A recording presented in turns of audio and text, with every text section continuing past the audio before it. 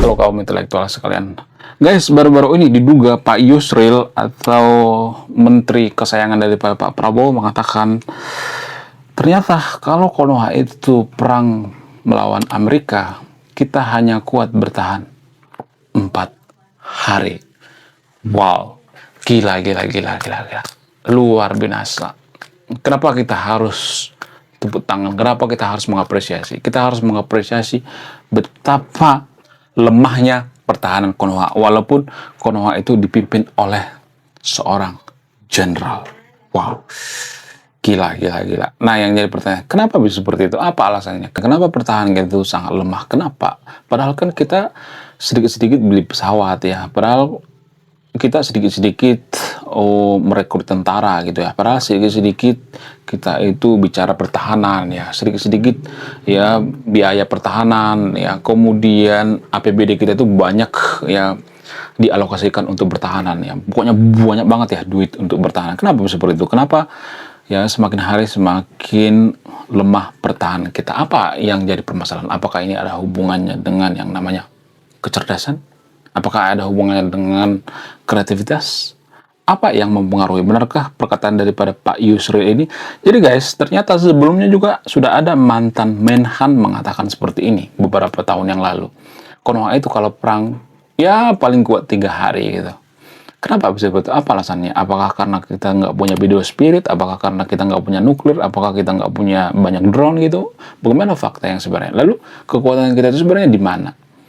Kenapa kita itu santuy-santuy gitu ya? Kenapa kita itu mengutak-mengutuk Amerika padahal kekuatan militer kita itu jauh di bawah daripada Amerika?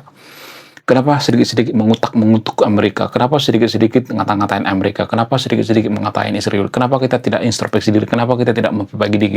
Kenapa kita tidak sadar diri? Apakah karena kita bangsa yang bebal? Apakah karena bangsa kita itu sebenarnya orang yang sangat munafik gitu? Bagaimana fakta yang sebenarnya? Jadi guys, gini. Kita itu adalah bangsa yang, mohon maaf ya, nggak semua tapi ya, menurut buku daripada Mokhtar Lubis, bangsa kita itu adalah bangsa yang munafik. Itu menurut data guys ya. Jadi kalau mau marah jangan marah ke saya, marah sama Pak Mokhtar Lubis. Pak Mokhtar Lubis mengatakan ciri-ciri manusia Indonesia itu adalah munafik. Ya, kenapa bisa seperti itu? Kenapa itu sangat munafik? Apa alasannya? Jadi ini banyak faktor ya. Secara antropologi, ternyata warga Konoha itu dulu tidak bisa berterus terang. Kenapa? Karena dulu sistem pemerintahan Konoha itu adalah sistem pemerintahan kerajaan. Di zaman Hindu-Buddha, kita itu menganut yang namanya kerajaan. Jadi kalau ngomong sama raja itu, ngomong sama pejabat itu, kita nggak boleh terus terang. Kenapa? Karena tidak menganut yang namanya egaliter. Ya, jadi kalau ngomong sama raja itu kita harus bersumpah gitu ya, maksudnya bersujud gitu ya, yang mulia. Saya mau memberikan pendapat yang mulia. Kita harus mengatakan seperti itu ya. Biasanya seperti itu. Kenapa? Karena sistem kerajaan. Nah, yang jadi pertanyaan, apakah ini mempengaruhi kita munafik? Yes. Jadi kita tidak terbiasa berterus terang sama raja. Kalau kita berterus terang sama raja, misalnya kita nggak suka dengan raja, kita tiba-tiba ngomong ya, gua nggak suka sama lu, dasar lu setan, dasar lu sialan, yang biadab, misalnya nih, kalau kita ngomong seperti itu sama raja, apakah kita akan dihancurkan? Yes, kita akan dibunuh gitu. Sehingga kita menutupi apa yang ada di dalam hati kita ya. Kita biasanya akan ngata-ngatain raja di belakang gitu. Di depan raja kita sopan banget gitu ya. Di belakang raja kita ngata-ngatain. Bahkan pejabat juga seperti itu kan. Kalau kita jadi pejabat, kita biasanya akan ikut seperti pejabat gitu ya. Berlagak songong gitu ya. Kemudian gak perlu dengan rakyat ya. Sebelum jadi pejabat kita keluar-keluar gitu ya. Oh, penjajah itu sebenarnya adalah pejabat kita. Oh, mereka itu jahat, laknat dan sebagainya. Tapi kalau ketika jadi pejabat kita diam aja. Ada banyak tuh seperti itu ya. Ya, bahkan pejuang 98 juga sekarang ini kan masuk ke pemerintahan ya. Dulu mereka keluar-keluar, tapi sekarang ini apakah mereka bisa menyelamatkan negara? Enggak. Bahkan Konoha itu ya sering dikatakan pejabatnya itu menjajah atau menindas rakyatnya sendiri. Kenapa dia seperti itu? Apa alasannya? Ya karena kita munafik gitu ya. Kita tuh nggak terbiasa terus terang. Kenapa? Karena faktor budaya masa lalu ya, bukan karena kesengajaan juga, tapi faktor budaya masa lalu ini berdasarkan daripada sudut pandang antropologi.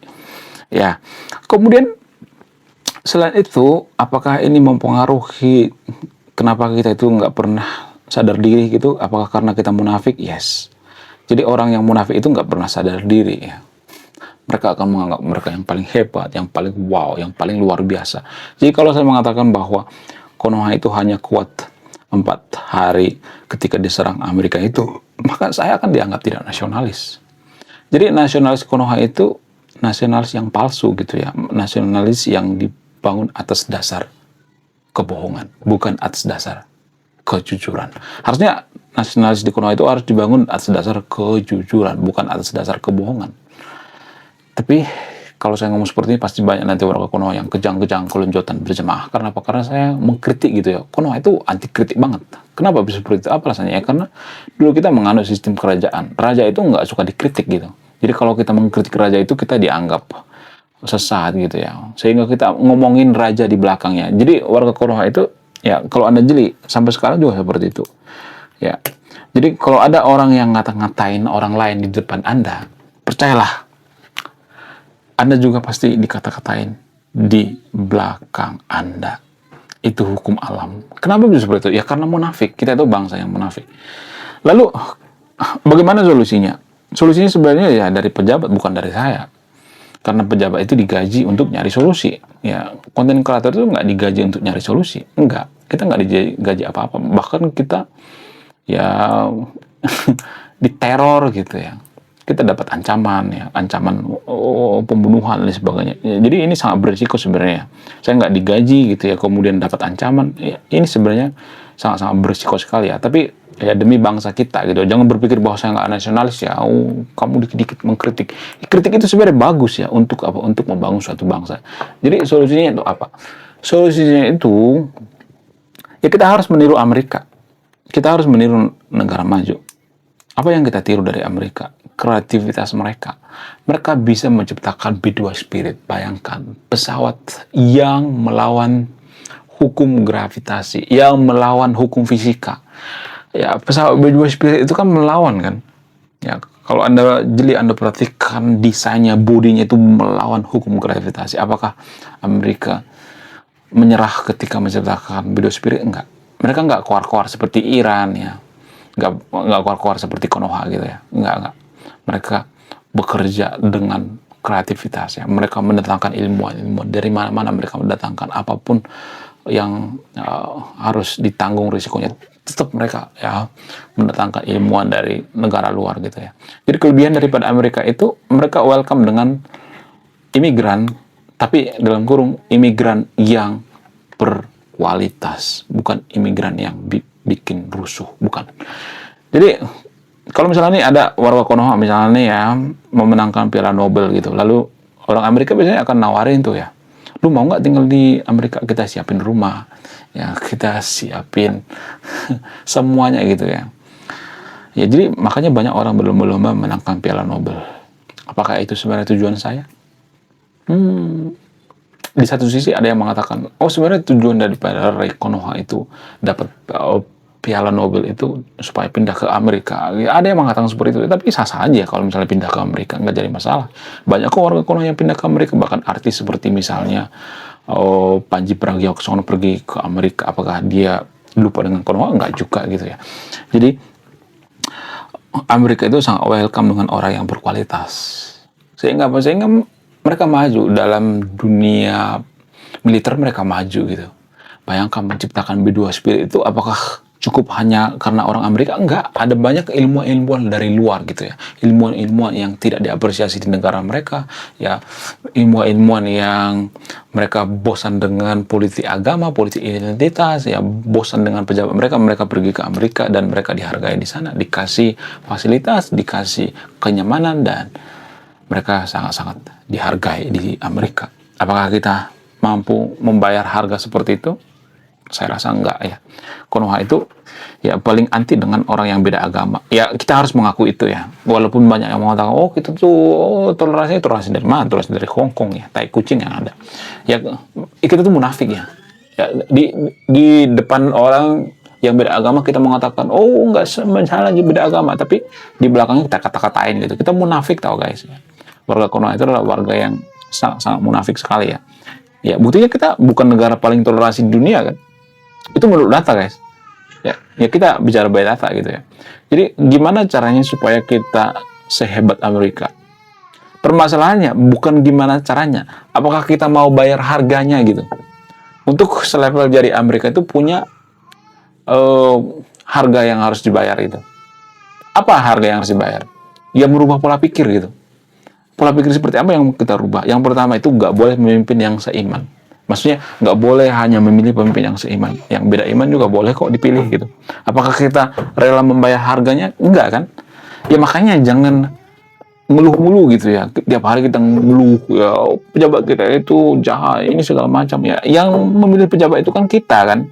Pejabat itu nggak jatuh dari langit. Enggak. Yang milih pejabat itu adalah kita. Jadi itu artinya kalau misalnya kita mau jadi negara maju seperti Amerika, kita harus mau bayar harga seperti Amerika. Apakah kita mau bayar harganya? Saya rasa enggak. Jadi kita tuh pengen enak-enaknya aja gitu ya.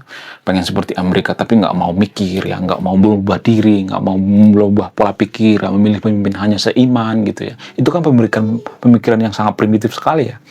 Karena gini ya, untuk menjadi negara maju itu apakah kita harus bawa-bawa agama? Enggak boleh bawa-bawa agama. Amerika juga seperti itu, bahkan wali kota di New York itu ya, wali kota yang sangat-sangat beda agama dengan orang yang di sana itu mereka milih kok. Itu saking toleransinya orang Amerika. Apakah kita toleransi yang beda agama? Enggak, kita nggak toleransi yang beda agama. Itu pada faktanya guys, tanpa kita sadari. Kemudian selain itu, apa yang harus dibayar gitu ya? Kita harus rajin membaca buku karena Amerika itu rata-rata rajin membaca buku. Ya, orang yang rajin membaca buku itu beda gitu ya. Pola pikirnya beda. Beda dengan orang yang mendengarkan atau yang nonton podcast, itu berbeda banget ya. Karena membaca buku kita memainkan memori kita, memainkan mata kita, memainkan otak kita, semuanya kita mainkan. Tidak hanya kuping ya. Kalau kita nonton podcast itu hanya menggunakan kuping. Kalau membaca kita menggunakan mata ya.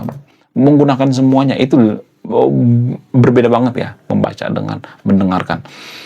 Dan 10 negara maju dunia ini rata-rata negara yang rajin membaca ya. Kemudian apalagi kreativitas ya. Jadi kita harus kreatif ya.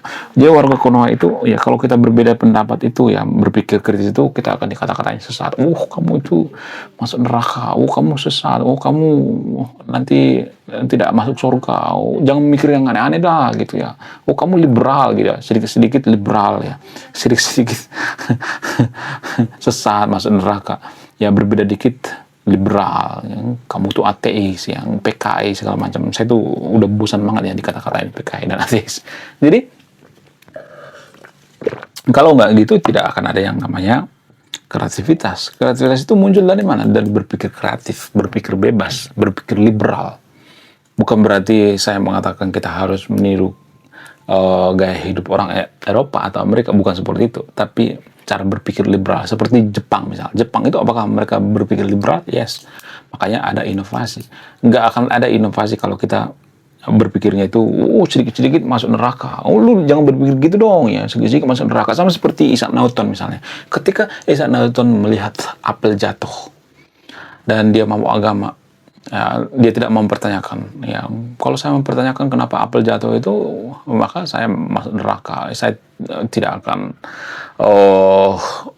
masuk surga gitu ya.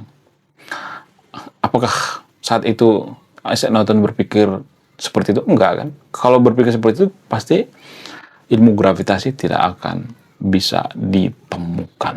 Nah, yang jadi pertanyaan, apakah agama itu juga mempengaruhi kemajuan suatu bangsa? Yes. Banyak warga Konoha mengatakan agama nggak mempengaruhi kemajuan suatu bangsa kok. Banyak kok ya yang agama Kristen yang miskin ya. Banyak kok agama yang Katolik miskin ya. Banyak yang Buddha juga miskin dan lain sebagainya. Sekuler juga banyak yang miskin dan sebagainya. Yes, saya mengaku itu. Ya. Agama mempengaruhi kemajuan suatu bangsa, tapi bukan satu-satunya. Ya, disclaimer on-nya, bukan satu-satunya. Karena banyak pola pikir kita yang dipengaruhi oleh agama, cara makan, cara minum, ya, bahkan cara kita mengambil keputusan dipengaruhi oleh agama.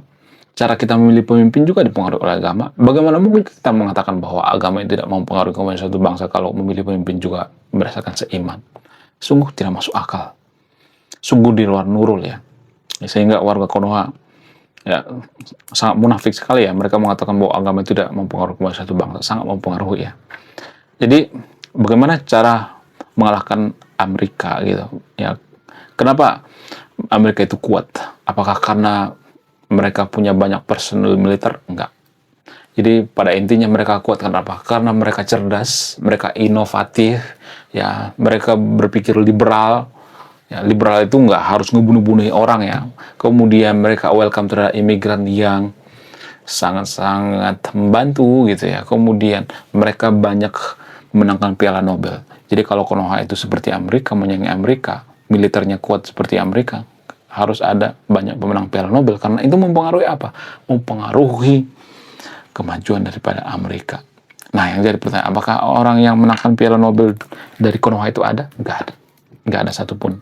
Bahkan ketika saya bercita-cita memenangkan Piala Nobel dari dunia sastra, banyak yang ketawain gitu, banyak yang mengatakan, oh itu terlalu gila ya. Enggak, jangan kan Anda, keluarga saya juga ada yang mengatakan seperti itu kok. Apakah saya berhenti? Enggak. Walaupun saya ditolak berkali-kali. Saya sudah ditolak 30 penerbit guys. Bayangkan 30 kali saya ditolak, apakah saya berhenti? Enggak. Ya istirahat boleh, tapi jangan sampai melupakan ya mimpi kita gitu ya. Jangan melupakan cita-cita kita. Orang yang berhenti bercita-cita itu adalah orang yang sudah masuk ke liang lahat atau masuk ke kuburan. Hanya orang yang meninggal yang berhenti bercita-cita. Menurut kalian gimana? Coba tulis di kolom komentar ya. Saya tidak akan berpihak di video ini. Anda yang menyimpulkan. Kenapa militer kita itu sangat lemah sekali? Apa alasannya? Karena intinya kita bodoh. Tapi kita munafik mengaku ini. Iya kan? Benar nggak? Jangan ada yang marah dulu ya. Jangan ada yang kejang-kejang kelonjotan berjamaah dulu ya. Saya mengkritik demi kemajuan bangsa kita. Bukan menyenangkan bangsa kita. Menurut kalian gimana? Coba tulis di kolom komentar ya. Oke guys, sekian video ini. Terima kasih sudah memahami. Saya kaum intelektual. Salam regional.